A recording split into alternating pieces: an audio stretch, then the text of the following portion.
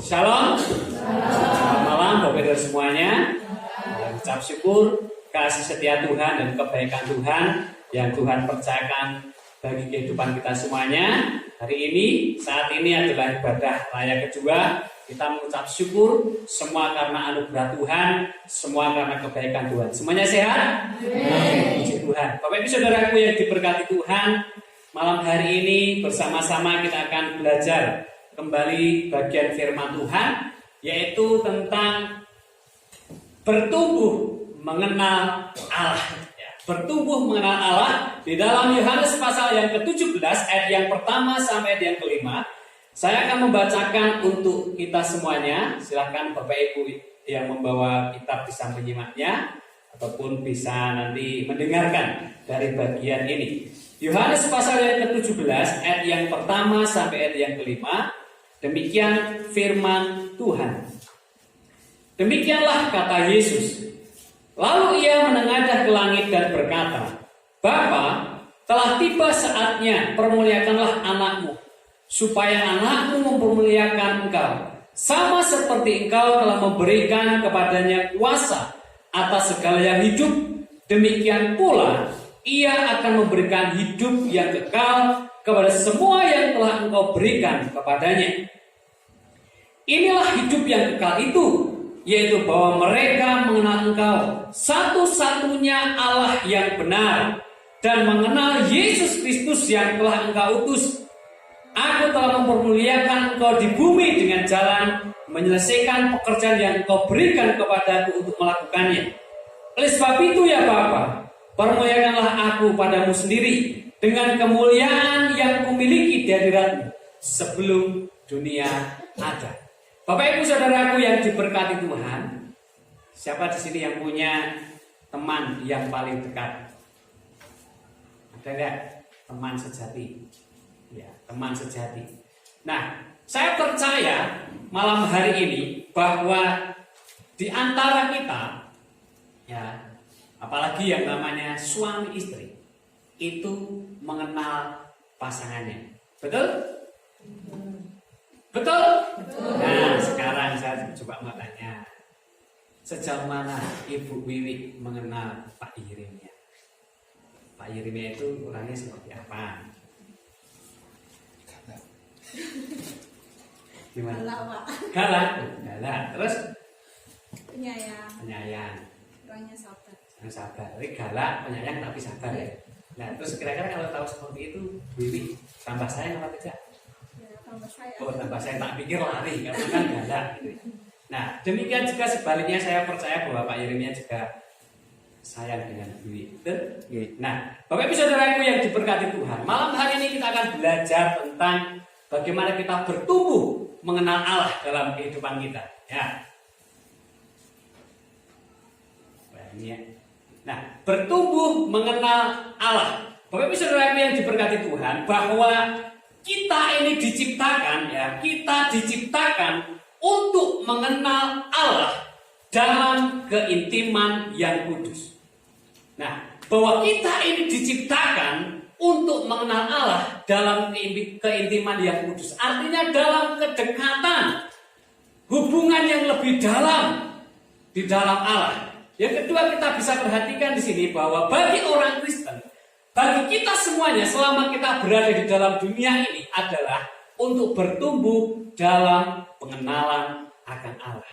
Bapak Ibu Saudaraku yang diberkati oleh Tuhan, ini yang sebetulnya harus kita sadari, bahwa kita sebagai orang-orang percaya yang sudah mengenal Yesus, yang kita menyatakan diri kita sebagai orang Kristen, orang percaya, selama kita hidup di dunia ini, artinya selama itu pula kita harus bertumbuh untuk bisa mengenal Yesus lebih dalam lagi. Ya. Sekalipun tadi gue berkata bahwa Pak Yeremia itu orangnya galak, tapi penyayang dan sabar. Toh dia sudah tahu betul, sudah mengenal itu, tapi dia tidak lari, tidak meninggalkannya, tetapi tambah sayang. Demikian juga kita. Ketika kita tahu, ketika kita lebih mengenal siapa Tuhan kita, ya, kita semakin bertumbuh pengenalan kita akan Tuhan. Maka yang seharusnya terjadi dalam hidup kita adalah kita harus semakin sayang, semakin mengasihi Tuhan dalam kehidupan kita semuanya. Karena ini Bapak Saudara yang dikasihi Tuhan, bertumbuh mengenal Allah itu, ya, kalau kita perhatikan di sini ayat yang ketiga, inilah hidup yang kekal itu, yaitu bahwa mereka mengenal Allah, mengenal Engkau satu-satunya Allah yang benar, dan mengenal Yesus Kristus yang telah Engkau utus. Inilah hidup yang kekal itu, ya, yaitu bahwa mereka mengenal Engkau sebagai satu-satunya Tuhan, sebagai satu-satunya juru selamat dalam kehidupan kita. Karena berbicara tentang mengenal Tuhan itu Bapak Ibu, atau hidup yang kekal itu, hidup yang kekal itu bukan hanya terjadi pada saat kita bertobat dan menerima Tuhan dalam kehidupan kita yang sudah kita nyatakan di masa yang lampau. Sebagaimana kita menjadi orang pertama percaya kepada Kristus, kita bertobat meninggalkan dosa-dosa kita, kita menerima Tuhan dalam kehidupan kita. Tidak hanya berhenti pada pernyataan masa lampau, masa lalu kita. Tetapi hidup kekal itu adalah melalui iman yang hidup. Iman yang hidup itu adalah iman yang bertumbuh. Nah, sehingga dengan demikian, bagaimana dalam ayat yang ketiga ini dikatakan bahwa inilah hidup yang kekal itu, bahwa mereka mengenal Engkau satu-satunya Allah yang benar, dan mengenal Kristus Yesus yang telah Engkau utus. Nah, Bapak Ibu Saudaraku yang diberkati oleh Tuhan, bertumbuh mengenal Allah, menjadi seorang Kristen, menjadi orang percaya dalam Kristus, berarti menjalani hidup dalam hubungan yang begitu dekat. Hubungan yang begitu dekat dan intim, ya, dengan Allah pencipta langit dan bumi melalui Yesus Kristus. Jadi ini kita bisa pahami bahwa menjadi orang percaya atau menjadi murid Kristus berarti kita menjalani hidup yang dekat dan intim bersama dengan Tuhan melalui Yesus Kristus. Nah, di dalam Yeremia pasal yang ke-24 ayat yang ke-7 ini dikatakan bahwa aku akan memberi mereka suatu hati untuk mengenal aku, yaitu bahwa akulah Tuhan. Mereka akan menjadi umatku dan aku ini akan menjadi Allah mereka, sebab mereka akan bertobat kepadaku dengan segenap hatiku. Pada masa perjanjian lama, bagaimana hal ini juga sudah dinubuatkan, bahwa aku akan memberikan hati yang baru, supaya mereka mengenal aku, mengenal siapa Allah. Nah, Bapak Ibu Saudaraku yang dikasihi Tuhan, jadi sangat jelas sekali bagaimana Yesus, bagaimana Tuhan Allah juga menghendaki supaya anak-anaknya, kita sebagai orang-orang percaya itu mengenal Dia lebih dalam lagi. Kita mengenal Dia lebih jauh lagi, mengerti, memahami, sehingga dengan semuanya itu akan membawa kepada kita pengenalan Yesus yang mengalami pertumbuhan. Nah, mengenal Allah dan bertumbuh dalam keintiman dengan Dia itu akan ditandai dengan beberapa hal. Yang pertama adalah integritas. Nah, Bapak Ibu Saudara yang dikasihi Tuhan, yang pertama itu adalah integritas. Integritas itu adalah adanya komitmen atau bertanggung jawab. Karena ketika seorang itu memiliki integritas, pasti akan hidup dalam kejujuran. Nah, jadi selalu menepati janji, tidak pelin-pelan. Terus yang kedua dari bagian integritas itu adalah komitmen dan bertanggung jawab. Nah, selanjutnya tanda yang kedua adalah kekudusan. Kekudusan ini berbicara tentang kasih yang sempurna, ya, berbicara tentang kasih yang sempurna. Nah, kasih yang sempurna, kasih kita kepada Tuhan. Dan yang ketiga adalah hikmat. Hikmat itu adalah pengertian, pemahaman. Nah, ini akan menandai pada orang-orang yang hidup semakin intim atau hidup semakin dekat dengan Tuhan. Dan bagian yang keempat itu adalah tentang kapasitas yang berkembang. Kapasitas yang berkembang adalah sesuatu yang ada dalam diri kita, yang kita kembangkan, kita menghasilkan hal-hal yang baik, hal-hal yang menyenangkan hati Tuhan, memuliakan nama Tuhan. Bapak Ibu Saudaraku yang dikasihi Tuhan, pengenalan kita akan Yesus akan membawa sesuatu yang berdampak perubahan yang terjadi di dalam kehidupan kita. Karena beberapa tanda ini akan menyertainya. Ada integritas, kekudusan, hikmat, dan kapasitas yang semakin berkembang. Apa yang ada dalam diri kita, apa yang Tuhan percayakan dalam diri kita, itu akan berkembang, akan bertumbuh. Hal-hal yang menyenangkan dan memuliakan nama Tuhan. Nah, Bapak Ibu Saudara yang dikasihi oleh Tuhan, nah ini bagian yang selanjutnya. Bertumbuh mengenal Allah. Pengenalan akan Allah itu adalah hak istimewa sebagai orang Kristen, sebagai orang percaya. Ini yang menjadi hak istimewa yang kita miliki. Jadi pengenalan akan Tuhan itu menjadi hak yang istimewa bagi saya dan saudara. Kenapa demikian? Kenapa dikatakan hak yang istimewa? Saudaraku, di antara banyaknya orang, bahkan kalau kita berbicara di lingkungan kita saja, belum semua mengenal Tuhan, belum semua percaya kepada Tuhan. Artinya bahwa saya dan saudara semuanya itu adalah orang-orang yang telah dipilih oleh Tuhan. Amin. Dipilih untuk kita mengenal Dia, dipilih untuk kita bisa menerima Dia sebagai Tuhan di dalam kehidupan kita semuanya. Nah, Bapak Ibu Saudara yang dikasihi Tuhan, terus bagaimana Yeremia juga mengingatkan akan hal ini ya. Nah, Yeremia mengingatkan hal yang utama dalam kehidupan kita. Yang utama itu adalah memahami dan mengenal Allah. Jadi dalam kehidupan kita sebenarnya seperti nasihat dari apa yang disampaikan oleh Yeremia itu. Janganlah orang itu bangga, janganlah orang itu bermegah karena kepandaiannya, karena kepintarannya. Janganlah orang itu bermegah karena apa yang dia miliki atau kekayaannya. Janganlah orang itu bermegah karena segala sesuatu yang dia miliki.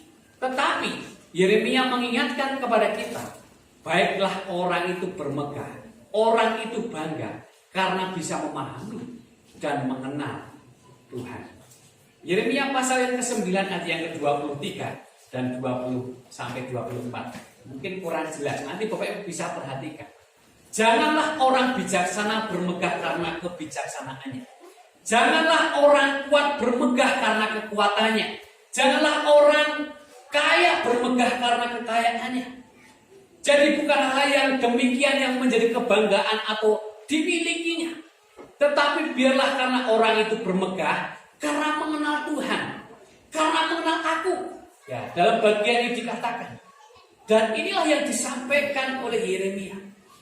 Bagaimana supaya orang-orang percaya itu mereka bermegah, mereka berbahagia, mereka bersukacita, mereka bangga. Itu karena mereka benar-benar bisa memahami dan mengenal Tuhan secara pribadi dalam kehidupannya. Sehingga dengan demikian, Bapak Ibu Saudaraku yang diberkati Tuhan, bagaimana supaya kita semuanya mengalami pertumbuhan.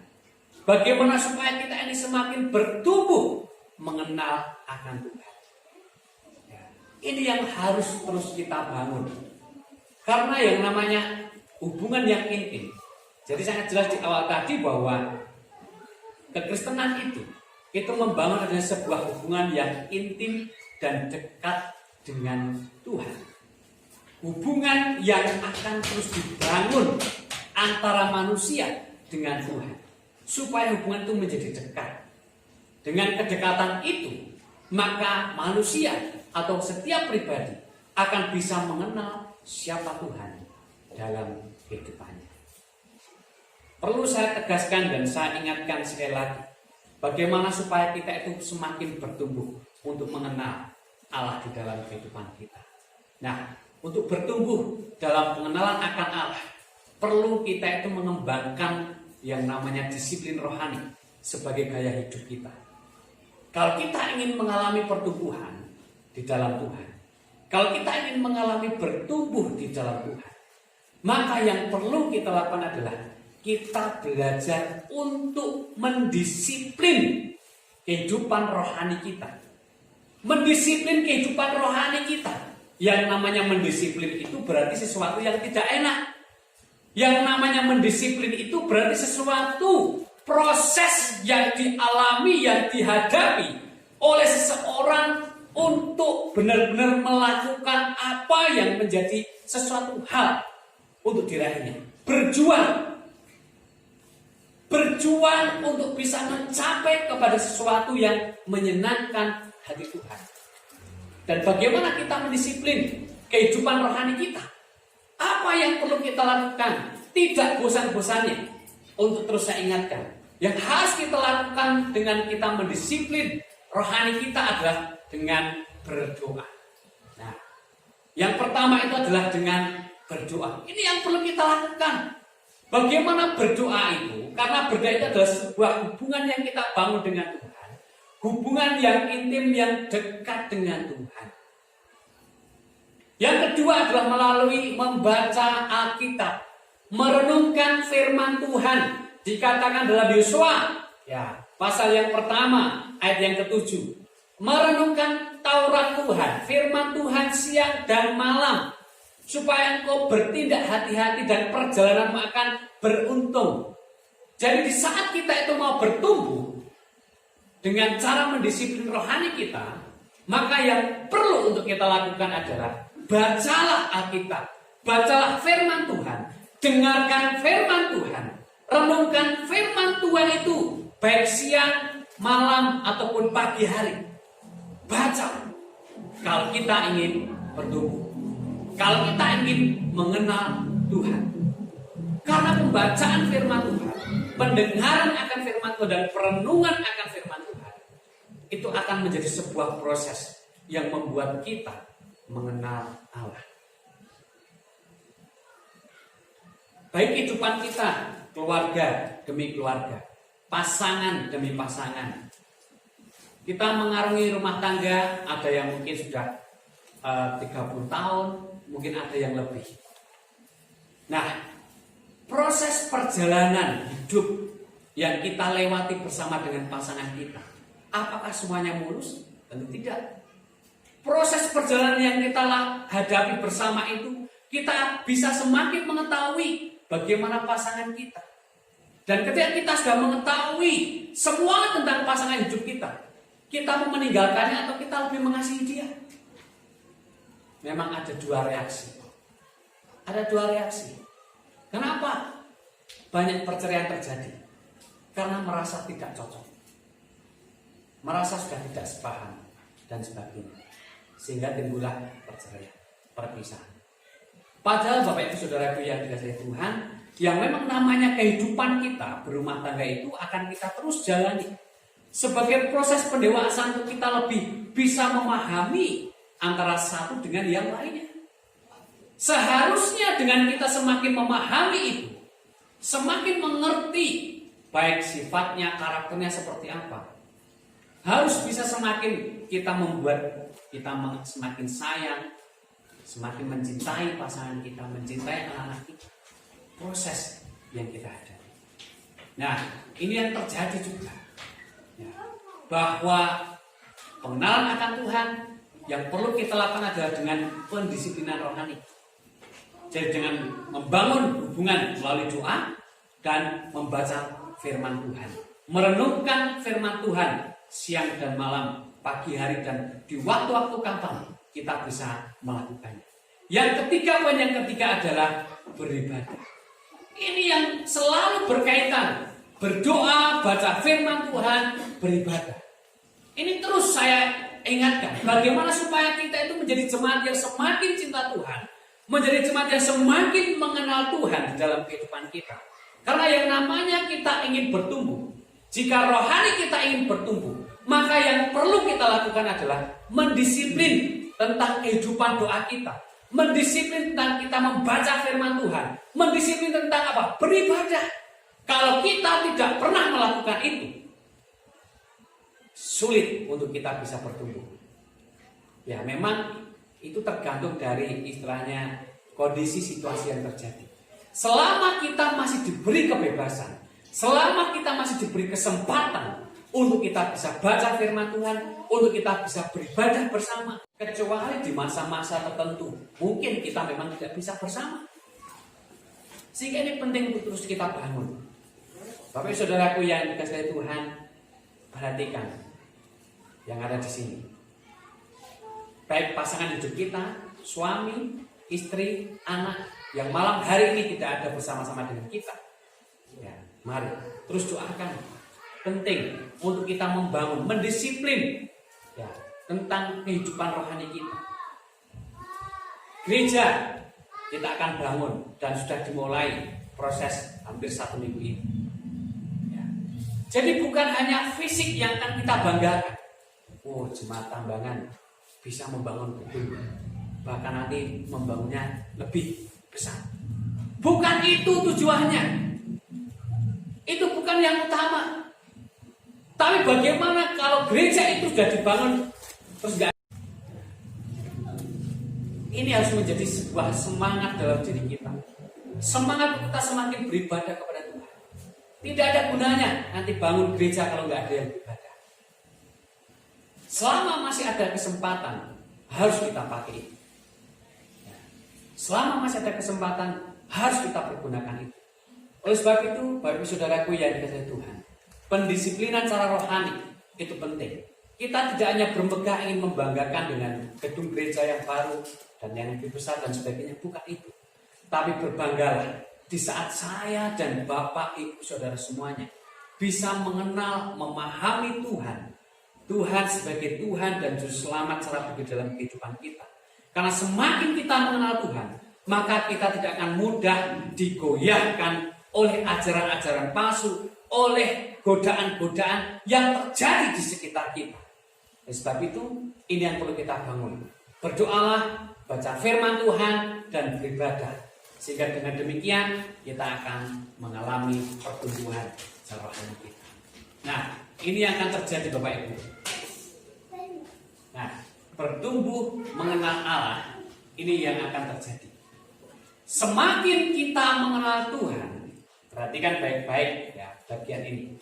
Semakin kita mengenal Tuhan, maka yang terjadi adalah semakin kita akan mengasihi Tuhan.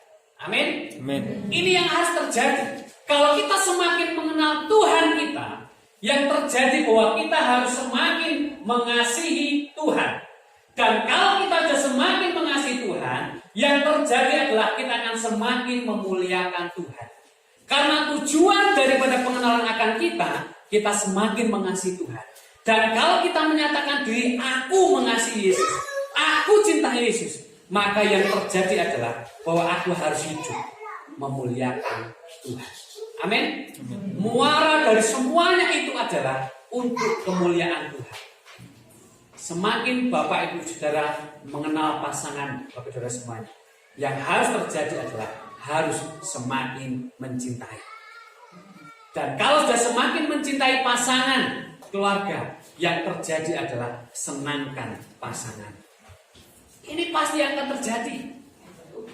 Mustahil kalau kita tidak mengenal pasangan kita akan membuat kita semakin mengasihi dia.